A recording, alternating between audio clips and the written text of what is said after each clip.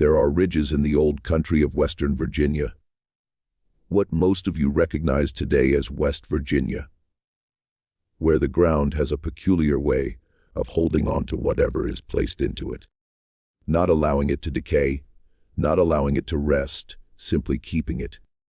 Before I go any further, let me know where you're tuning in from tonight. Drop it in the comments. I enjoy knowing which household has the lamp lit for this one. What I'm about to share with you takes us back to the autumn of 1852. From a hollow off a mountain, the old maps labeled Kettlehorn Ridge, in a stretch of land that drained down toward the settlement of Merida. On paper, that country was farmland. Corn and hogs, a bit of tobacco, timber a little higher up. From the wagon road, it appeared much like every other stretch the pioneers had carved out. It was not like everywhere else. The man at the center of this story was Ambrose Verheart, 44 years old that autumn, a country doctor. He had been practicing out of a two-room house at the far end of Merida's main street for the better part of 17 years. And if you had asked anyone in town about him, they would have all said the same thing. Quiet man, steady hands, a widower. His wife had been taken by a fever in the winter of '39, and something inside him had gone with her. After that, he took to long rides, out into the hollows, tending to anyone who couldn't make the trip down. He had a name for going where other men wouldn't. He was tall, with hair going gray at the temples, pale blue eyes worn by the weather, and big, knuckled hands from splitting his own firewood. He kept a bay mare named Odessa, an old bag of instruments, a coat with a pocket sewn up on the inside for glass files, and a small pistol he had never once had to draw. He always rode alone. He read at night, and every evening before bed he wrote in a journal, long, careful entries in a hand you could read from across a room. And it is because of that journal that any of what I am about to tell you is known at all. Keep that in mind for a moment, because a lot of what comes out of these mountains dies with the man who witnessed it. This one didn't. This one was written down. There is a page in Ambrose Verheart's journal dated the 10th of October 1852 that reads as ordinary as any page that came before it. Rained. Bay mare shud. Mrs. Peel delivered of a healthy boy. Bill paid in eggs. That's what he wrote at supper on the 10th. He closed the journal, set it on the sideboard by his lamp, and went to bed, thinking about a chest cold he had been treating in a woodcutter's household on the north end of town. That was the last page of the journal that read like any other. The knock came before dawn on the 11th. Ambrose lit a candle and went to the door in his shirt and trousers. Standing on the porch, hat in hand, was a tall man he had never seen before. Rain on the brim, rain on his coat, a face like the side of a hatchet, long, quiet, calm. The man said his name was Osmond Sheldrake, and he had ridden 2 days down from Kettlehorn Ridge because his mother was dying. Ambrose asked what she was suffering from. Osmond said she was old. She was tired. She had been coughing for a month, and last week she had stopped getting out of bed. And yesterday she had stopped speaking, and something needed to be done before the end, so the family could say a doctor had been called. Ambrose asked why he hadn't sent a boy. Osmond said, "There are no boys on our ridge. There never have been." Ambrose let that sit for a moment. Then he asked what road. Osmond told him. Ambrose knew the road up to a point. "Past that point," he said. "I've never been." Osmond said, "Past that point? Most people never are." Ambrose said he would come. He dressed. He packed his bag. He wrote a note for his housekeeper. He glanced briefly at the last ordinary page of his journal, and he closed the sideboard. Then he saddled Odessa and rode out with the tall stranger into weather that already smelled like snow, even though it was only mid-October and the leaves had not fully turned. They rode the whole first day up the wagon road through country Ambrose knew. Old fences, cornfields going to stalk, the occasional farm with a light in a window. Osmond rode ahead, silent in a way that wasn't unfriendly, but wasn't exactly companionable either. He answered questions when Ambrose put them plainly and shortly, and he asked nothing in return. Ambrose learned over the course of that first day that Osmond was 46 years old, that he had one older brother named Ulrich, that he was married to a woman called Dovey, that his mother's name was Zila, and that his father, Wylin, had died a long time ago. When Ambrose asked how long ago Wylin had died, Osmond said 22 years. Ambrose thought that a strange thing to answer, with the number of years without adding a date, without saying the age. He mentioned it in his journal that night, when they stopped and made a cold camp under a rock overhang, because the rain had begun again in earnest, and Osmond said there was no house between where they were and where they were going. Ambrose slept poorly. He wrote it in his journal the next morning. Something about the rock. Something about the way the rain sounded coming off it. Something about Osmond, who did not sleep at all, as far as Ambrose could tell, and who sat by the small fire, looking uphill into the dark, as if he expected someone to be walking down. On the second day, the road stopped being a road and became a trace. And then the trace stopped being a trace and became the suggestion of a trace. And then they were riding through timber on Osmond's memory alone. The country was steeper here. The trees were older. The ground was covered in a moss so thick the horses' hooves left dents in it that lingered.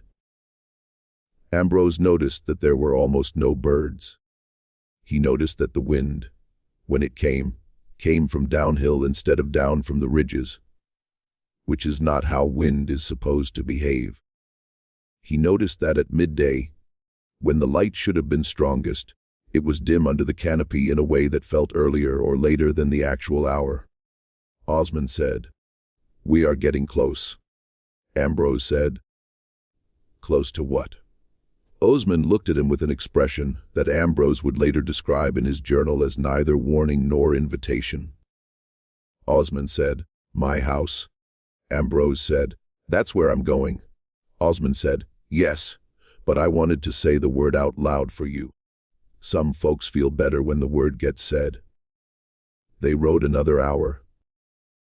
They came out of the timber onto a shoulder of the ridge, and there it was, the Sheldrake homestead.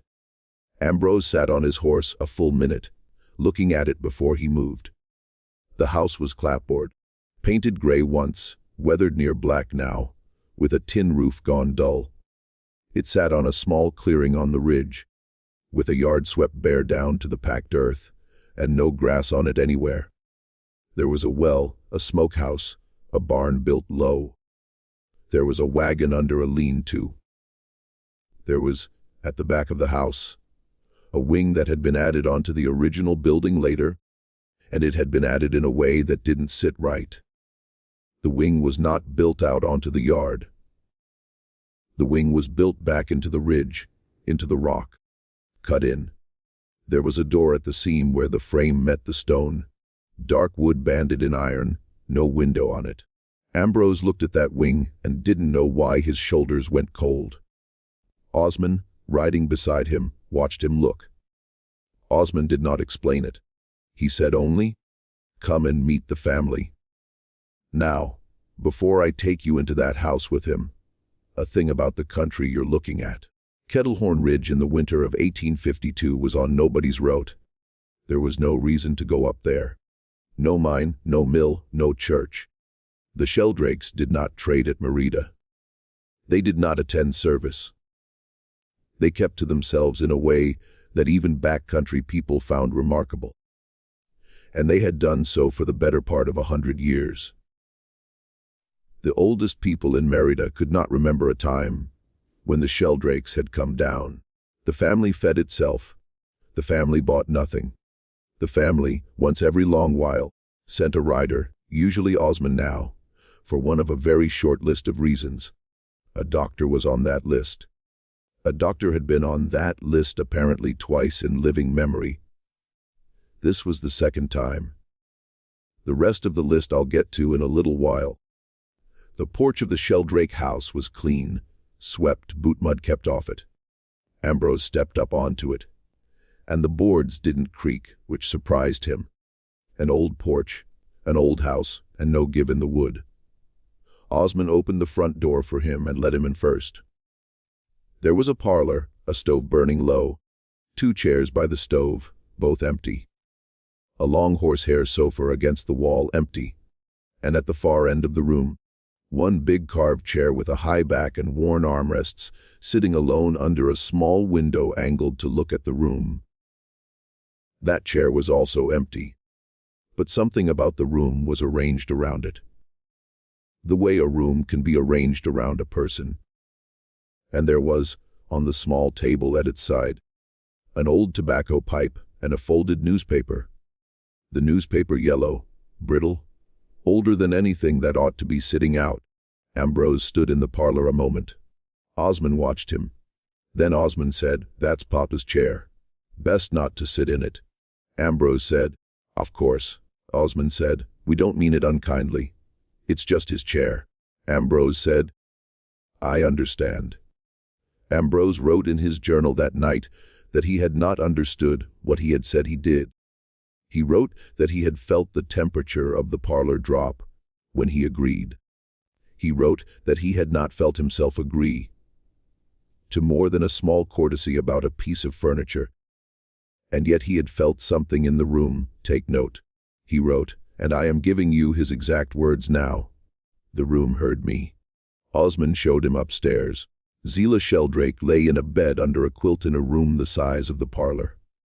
She was 71 years old. She was small, and her hair was very white, and the flesh had gone off her face, the way flesh goes off when a body has stopped taking food. She was breathing, but not deeply. Her eyes were open but unfocused. There was a woman at the bedside, Dovey, Osmond's wife, 43, fair hair going to gray, a face that had once been pretty and had been worn down to something else, watchful and closed. Standing behind Dovey, leaning on a cane, was an older man in his 50s, with a limp so pronounced it kept his shoulder low even when he was standing still. That was Ulrich, Osmond's older brother. Ulrich looked at Ambrose the way a farm dog looks at a hired man on the first day. Nothing personal, nothing hostile. Just noting the shape of him. Ambrose set his bag down. He examined Zillah. He listened at her chest. He looked at her hands, at the beds of her nails, at the underside of her tongue. He asked Dovey what she had been able to swallow in the past 3 days. Dovey said, "Water, broth once. Not since yesterday." Ambrose looked at Osmond. He said plainly, "Your mother is dying." Osmond said, "Yes, that's why you were called." Ambrose said, "There is very little I can do." Osmond said, "That is understood. What matters is that a doctor was called."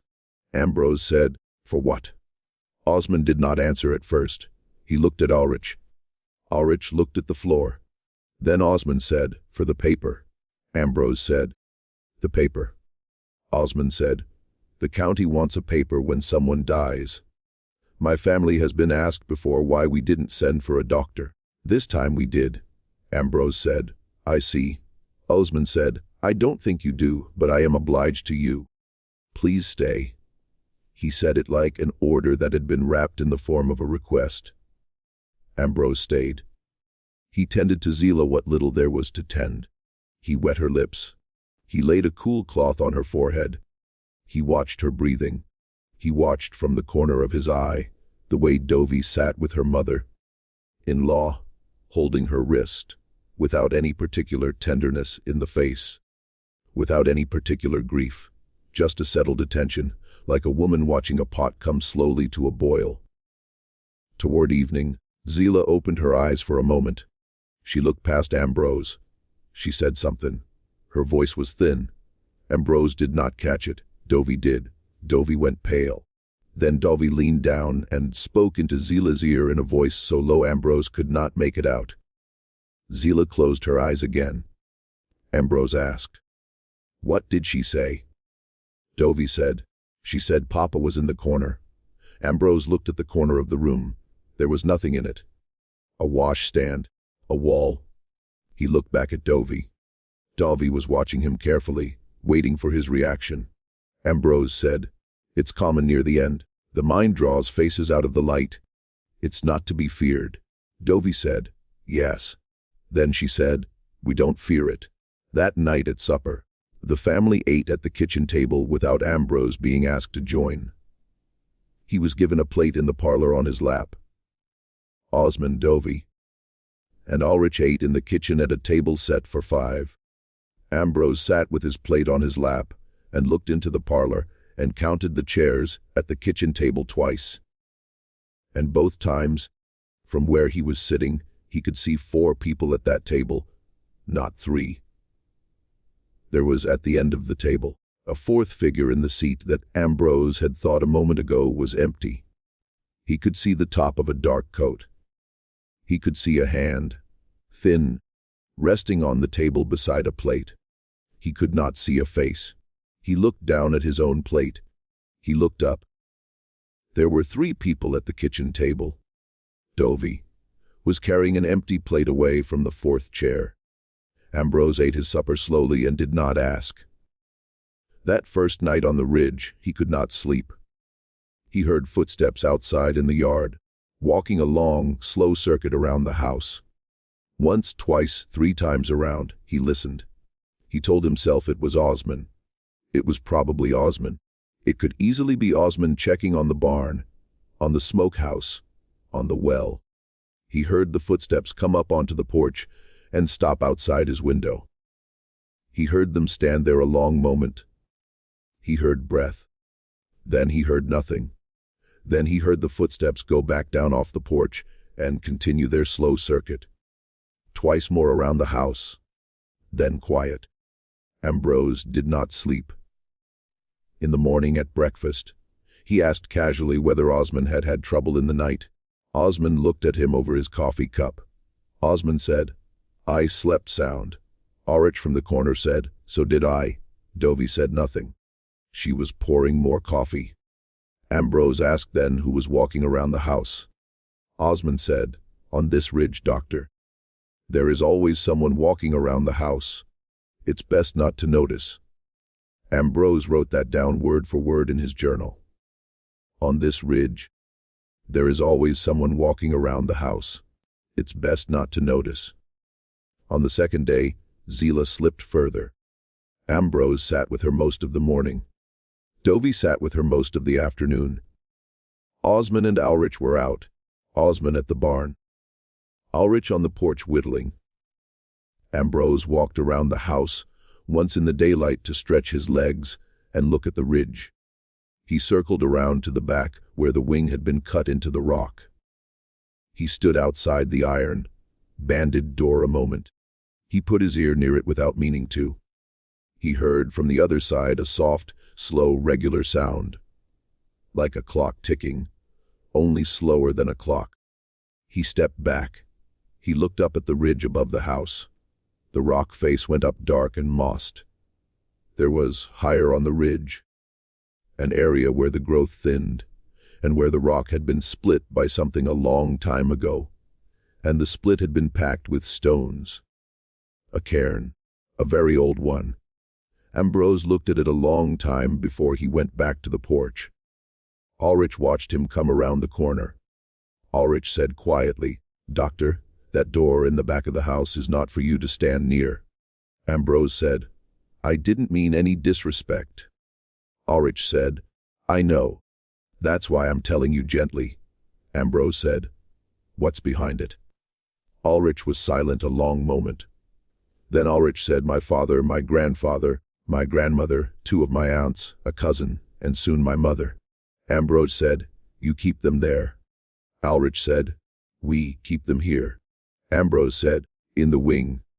Ulrich said, "In the room the ridge gave us for it." Ambrose said, "Why?" Ulrich turned his whittling stick in his hands a full turn before he answered. Ulrich said, because they belonged to the ridge. They were fed by it. They were held on it. When they're done, they don't go into some town cemetery to be forgotten by strangers. They come home into the rock the ridge cut out for them. It's what our family does. It's what our family has always done. Ambrose said, and does the county know? Ulrich said, the county doesn't come up here. Ambrose said, and does no preacher come? Ulrich said, none has ever asked to. Ambrose stood there on the porch with his hand on the rail, looking out over the ridge and not seeing it, hearing what Ulrich had told him, and trying to fit it into what he knew about the world. It didn't fit. Not entirely. He had heard in his years of country doctoring of families who didn't use the town graveyard. There were reasons. Private plots on a homestead, faith reasons, feud reasons. He had signed papers before for burials on a family's own ground. But this was different. There was a room. There was a door. There was a small, slow ticking sound behind it that was not a clock. That night, Zila stopped breathing at a little after 2 in the morning. Ambrose was at her bedside with Dovey. He confirmed it. He wrote out a death certificate for the county, dated the 13th of October, 1852. 'Cause listed as natural failure at advanced age. He gave the paper to Osman. Osman folded it carefully and put it in a drawer. Osman said, "Thank you, doctor." Ambrose said, "When do you want me to help with the burial?" Osman said, "We don't need your help with that part." Ambrose said, "Is there someone I can send for?" Osman said, "Menbo." Ambrose said, "Then when will the—" Osman cut him off not with rudeness, but with calm. Osman said, "Doctor, tonight when you go into the front room to sleep, I want you to not come out of it. Whatever you hear, whatever the sound is, whatever the door in the back of the house does, whatever moves on the porch, you stay in the front room. You do not open its door until first light. It will be over by first light. Do you understand me?" Ambrose said, "Yes." Osman said, "Say it." Ambrose said, "I will not leave the front room until first light." Osman said, "Good." And Osman nodded and left him and closed the door of the front room quietly behind him. A pause here for a breath. What I'm walking you into next is the part I've held on to for a while. Before we go on, this one is being told to you by the fear behind you. If you're inside it with me, tap the subscribe button. And if you're hearing me on another channel, know it was lifted without permission. Report it if you would. Now listen. If this is the kind of case you'd want to sit with in the dark, not hear it once, but keep it. There is a collection I put together with the people at Forbidden Unresolved Stories. What the Mountain Keeps. 10 complete cases, 8 hours, 60, 2 years of records nobody wanted to finish. Every one of them placed, dated, and signed off with a tidy word that never once fit what happened. The link is in the description below and pinned at the top of the comments. And if you have ever had the feeling in your own life that a place didn't want you leaving it, tell me about it in the comments. I want to know. Now, let's step back into that house on Kettlehorn Ridge. Ambrose did as he was told. He sat in the front room with the stove going low. He kept the door shut. He kept his bag by his chair. He kept a candle lit on the small table beside him, and he kept his journal on his lap. But he did not write. He listened. For a long while, there was nothing at all. Then he heard the door of the wing open. It opened slowly with a scrape of the iron band along the stone jamb. A sound the door had not made when Ambrose had stood outside it that afternoon. It had swung then silently. Now it dragged. He heard Osman's voice low in the back hall. He heard Ulrich's voice low answering. He heard the shuffle of something being carried. Not heavy, but awkward, as 3 men would carry a long thing on stretched cloth. He heard them pass down the back hall. He heard the sound of the wing door being closed and the iron band settling. He heard a great deep quiet, and then, and I want you to sit with this for a minute, the way he sat with it. Then he heard, behind the closed door of the front room where he was sitting, footsteps in the parlor. Not the family. Not going anywhere. Just standing in the parlor at the far end, near the big carved chair. Standing there long enough that Ambrose stopped hearing them, because they were not moving, and only knew they were still there because the boards had not creaked in relief. He held the candle in one hand and his journal in the other. He did not move. After what might have been a full minute, or 2 minutes, or 20, he could not tell, he heard the chair creak slowly under weight. A sitting down creak. It came from the direction of the parlor, where he knew the big carved chair sat under the small window. And then he heard, from that same place, a very slow, very quiet, very old inhale. Someone in the chair breathing in through the nose, and a slow, considered exhale. He did not blow out his candle. He did not open the door. He sat on the far side of the front room, with his back straight and his hand around his journal, and he did not move. After a while, a long while, the second breath was not there anymore. He heard nothing. He waited. He counted his own breaths to try to keep his mind on something the size of a breath. He got to 200. He got to 500. He got to 1,000 and stopped counting. Sometime in there, he heard the door of the wing open again in the back. He heard the family come back through. He heard the wing door close. He heard Osmond's boots on the stair. He heard, from the kitchen, Dovey set a kettle on. And in that small, ordinary sound of a kettle being set on a stove, Ambrose Verheart, who had grown up in country churches, and who did not consider himself a superstitious man, put his face in his hands and cried for a little while quietly, because he did not know what else to do. In the morning at breakfast, the family did not mention the night. Dovey poured coffee. Ulrich ate his eggs. Osmond looked over at Ambrose once and nodded, and Ambrose understood it was a nod of gratitude. You did what I asked, and it went well because you did. Ambrose could not bring himself to nod back. Zila's place at the table was set again empty. He did not say anything about it. He sat with his coffee, and he watched the kitchen door, and he thought about how to leave. He said at the end of the meal that he ought to be getting back down. Osmond said, "Doctor, there's weather coming in tonight." Ambrose said, "I'd like to be off the ridge by dark." Osmond said, "You wouldn't make the overhang by dark. Not with the weather." Ulrich from the corner said, "Doctor, stay one more night." Ambrose said, "I'd rather not." Ulrich said, "I know, but you'd rather that than be caught on the trace in the storm we have coming." Ambrose said nothing. He looked at Ulrich a long moment. Ulrich looked back.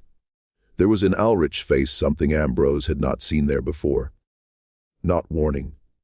Something behind warning. Something like an apology in advance. Ambrose said, "One more night." Osmond said, "Thank you." And Osmond poured him more coffee. Through that day, Ambrose walked out to the barn once and stood in it. He came back. He walked out to the yard once and stood in it. He came back. He read a little in the parlor, sitting in one of the chairs by the stove, keeping his eyes away from the big carved chair at the far end. In the middle of the afternoon, he saw on the small table beside the big chair that the yellow newspaper had been moved. It had been folded a different way than the way he remembered it being folded that morning. He looked at it a long moment. He did not touch it. He also, in the course of that afternoon, saw a ledger on a shelf in the parlor, a big one bound in black cloth going brown, and he took it down after Osmond and Ulrich went out to the barn together. He opened it. The ledger held the family record, births, marriages, deaths, in a hand so old the ink had rusted. The first entries were dated in the 1790s. The most recent entry, written that morning in a hand he now recognized as Osmond's, was Zilla's. Beside her name, Osmond had written the date, the age, and beside those, in a shorter column, one word, kept. Ambrose turned back through the pages. Every Sheldrake death going back 5 generations had that same word in the small column. Kept. Beside some, there was a longer note. He read one at random. Uncle Hosmer died winter of 1829. Kept. Restless 4 nights placed on the 5th. He read another. Aunt Meredith died autumn of 1813. Kept. Restless 2 nights placed on the 3rd. He turned back to the very front of the ledger. There was a longer entry there in a hand older than any of the rest. The founder's hand, in a country schoolmaster's cursive. It said, and I'm giving you the sense of it, because I don't have the ledger in front of me. Only the copies Ambrose made in his journal that night. The founder wrote that he had come up the ridge in 1804 with nothing to his name but a rifle, an axe, a horse, and a wife. He had cleared the shoulder. He had cut into the rock face at the back to store meat, and in the cutting, he had found a hollow. He wrote that in the hollow he had heard a voice, and that the voice had offered him a compact. The ridge would feed him and his in every season, and cold would not take them, and no hunger would find them, and no enemy would come up the trace to their door. On one condition, that the family stay on the ridge, that the family not bury its dead in strange ground, that the family carry its own into the hollow when their time came, and leave them there for as long as the ridge required, and let the ridge decide when they were done. That was the compact. The founder had signed it in his own hand, and under it, in a different ink, 5 generations of descendants had signed their names in order as they came of age. Ambrose stood in the parlor with the ledger open. He did not know how long he had been standing there. He closed the ledger. He put it back on the shelf. He walked to the front room. He shut the door. He sat down. And that is when it began to snow, even though it was still only mid-October, and when he looked out the front window. He could not see the trace anymore for the white coming down. He was on the ridge for a second night, and then a third. The snow held him. On the second night, Osmond said the same thing to him he had said the first. Do not leave the front room. Do not open the door. Do not go out onto the porch. Do not turn your head to the window. Ambrose obeyed. That second night, he heard the wing door open earlier, before midnight. He heard the same shuffle, but this time in the opposite direction, something being carried out of the wing, not into it. He heard it go up meaning up the ridge, out the back door, toward the cairn. He heard the family's voices low at the back of the house. He heard the door of the wing not close again for a very long time. Sometime late in the second night, he heard on the porch footsteps. Slow, uneven, 2 people and a voice. A woman's voice, thin, almost a whisper saying his name, Dr. Verheart. Are you cold in there? Do you need another blanket? Ambrose did not answer. He sat and did not answer. The voice said, Doctor, I know you're awake. It's only me. It's Zilla. Come out and I'll get you a blanket. Ambrose put his hand over his own mouth so his own breathing would not answer. The voice went quiet. He heard the boards of the porch. He heard the boards go back off the porch. He heard then one man's voice, low and old, not Osmond, not Ulrich, say something short and quiet to the woman. And he heard the woman answer with a small sound of assent, and both of them go back around the house. On the third day Osmond looked ill. Ambrose noticed it at breakfast. Osmond's face was drawn. Ulrich, whose face rarely changed, was watching his brother with what might have been concern. Ambrose said, Is something the matter? Osmond said, No. It's just that on the third night. Osmond didn't finish the sentence. He drank his coffee. Ulrich said, "Doctor, tonight, please do exactly as you have done. Do not leave the front room. Do not open the door. Do not step onto the porch. Do not look out the front window. And if you hear a voice, do not answer.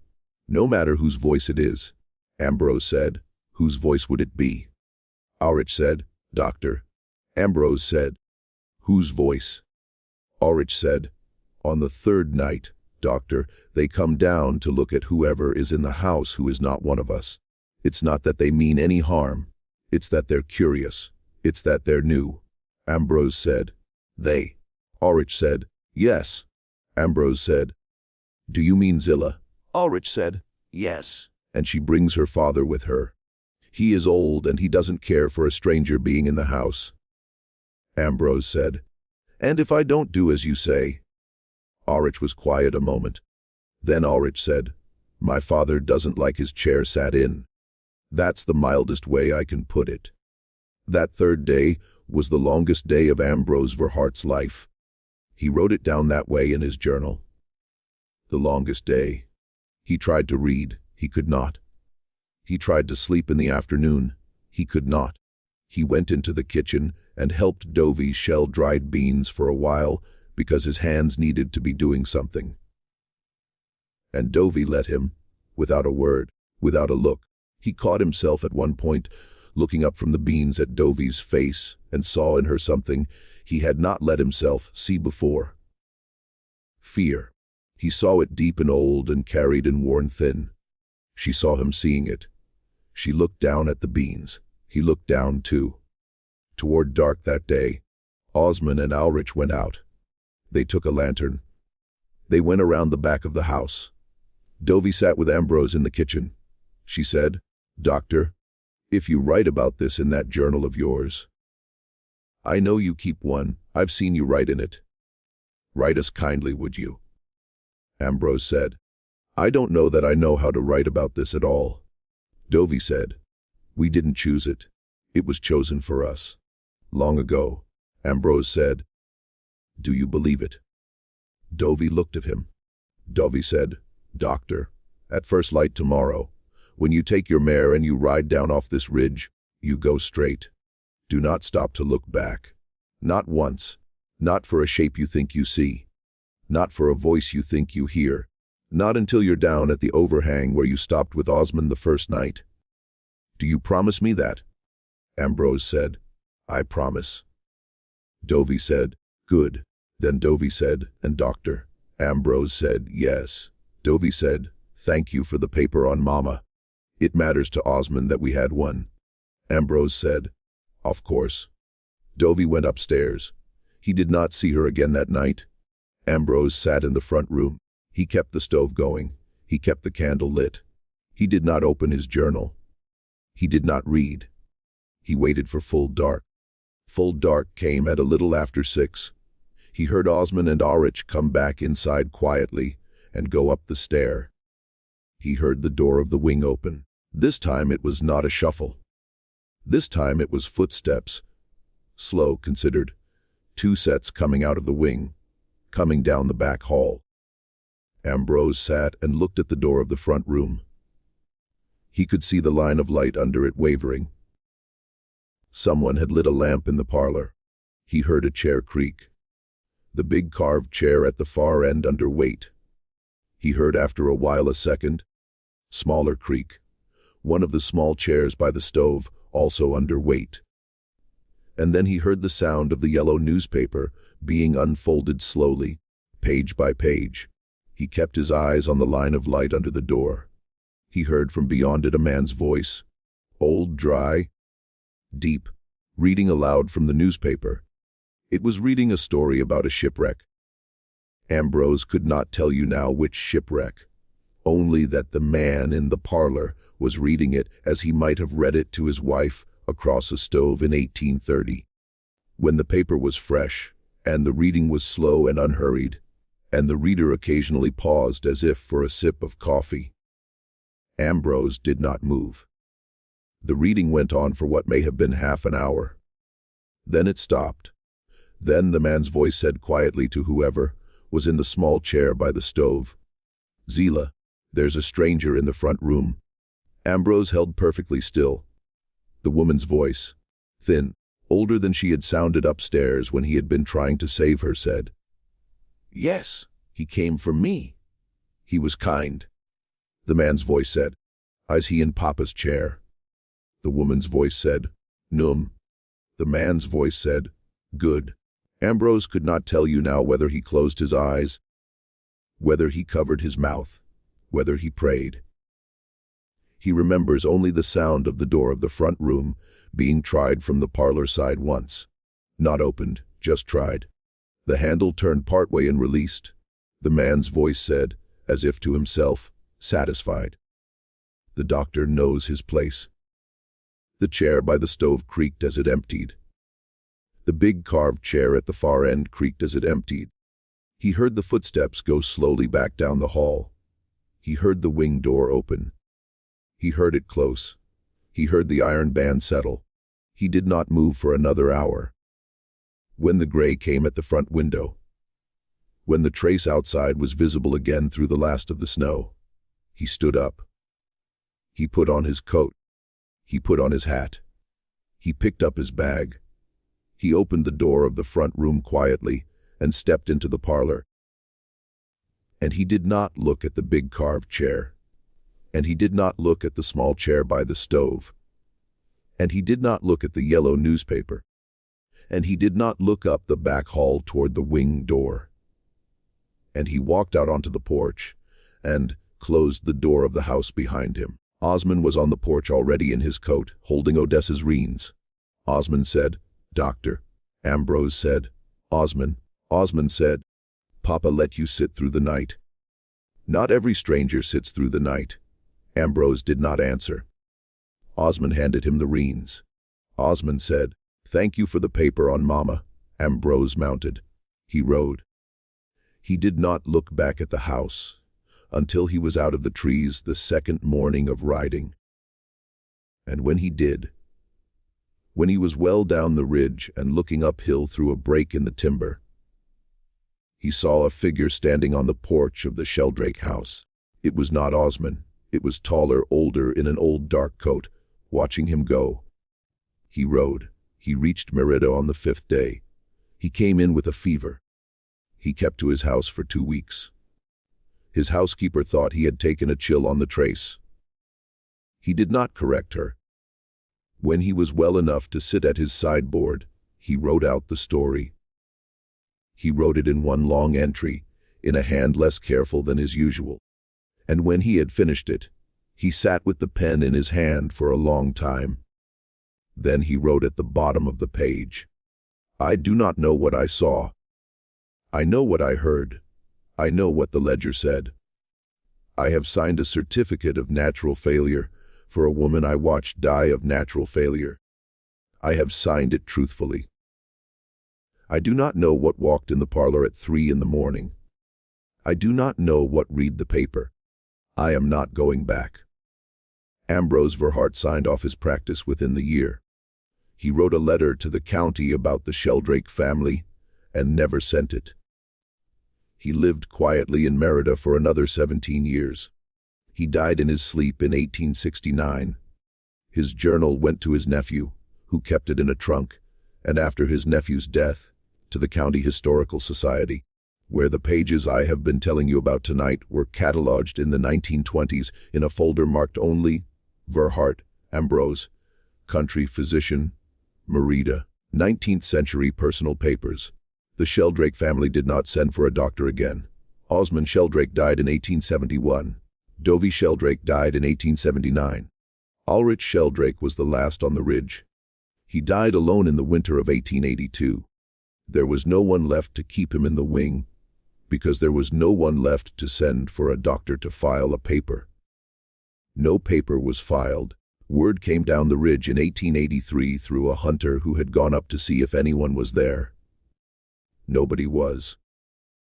The county came up in the summer of 1884 at the urging of a preacher who had never been given a good answer about the Sheldrakes and was tired of the silence. They found the house. They found the porch. They found the yellow newspaper on the small table by the big carved chair, folded now in a way that suggested it had not been read in a very long while. They found the ledger. They read the entries. They looked at each other. And then they went to the back of the house, and they broke down the iron, banded door of the wing. Now, this is the part I'm going to tell you the way it was told to me. I am not going to describe to you what the workmen saw inside that wing. Not because I'm protecting you from it, but because they wouldn't say. 2 of the workmen left the county the following month. One of them, an older man who had fought at Bull Run and was not a man given to being shaken, refused to speak of it to his own family until he was dying, and even on his deathbed. According to his son, all he said about it was, they were not left the way they were placed. And he would not say more. What the county did was seal the wing. They brought in stone. They walled up the door. They walled up the seam where the wood frame met the ridge. They collapsed the roof of the wing down onto the wing itself. And they packed the wing with earth and rock. And they burned the rest of the house down to the shoulder. The ledger they took. The ledger sat in a locked cabinet in the county records office in Merida until the courthouse fire of 1926, and it has been missing since. It is possible it was destroyed. It is possible it was taken. All that is known of what it said comes from Ambrose Verheart's journal, which is why his journal matters to us at all. The cairn on the ridge above the collapsed wing is still there. If you know where to look, and if you go up in the timber above where the house used to be, you can find it. It has grown moss-thick as a hand's breadth. Hikers have gone up there. Loggers went up there in the 1930s. Surveyors went up there in the 1950s, before the whole ridge was declared unsuitable and abandoned as a road. They all say the same small thing in slightly different ways. It's quiet up there. Too quiet.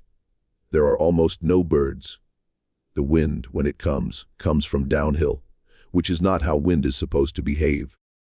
And on some nights, if you camp on the shoulder, where the Sheldrake house used to stand, you will hear faintly footsteps making a slow circuit of a house that has not been there for 140 years.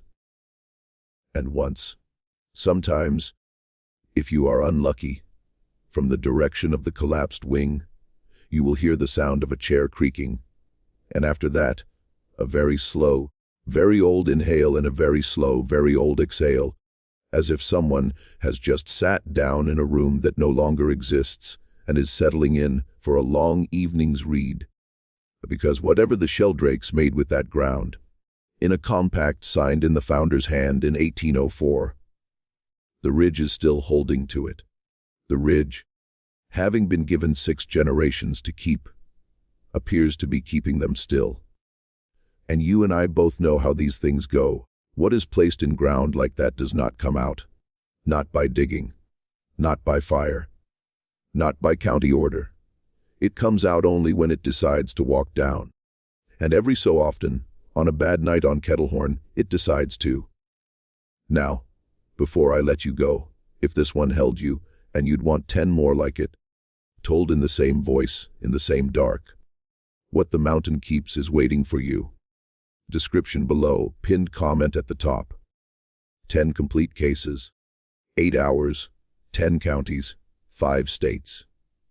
Every one signed off by the law with the wrong word. And here's what I'd ask you to do in the meantime. Leave me a comment. Tell me what you would have done if you had been Ambrose Verheart sitting in that front room when the door tried its handle. Would you have opened it? Would you have answered the voice? Would you have looked at the chair? I know what I would have done. I would have done exactly what he did. I would have sat there, and I would have kept quiet, and I would have prayed for the gray at the window, and in the morning I would have ridden, and I would not have looked back. Sit with this one. Sleep well if you can. I'll see you on the next.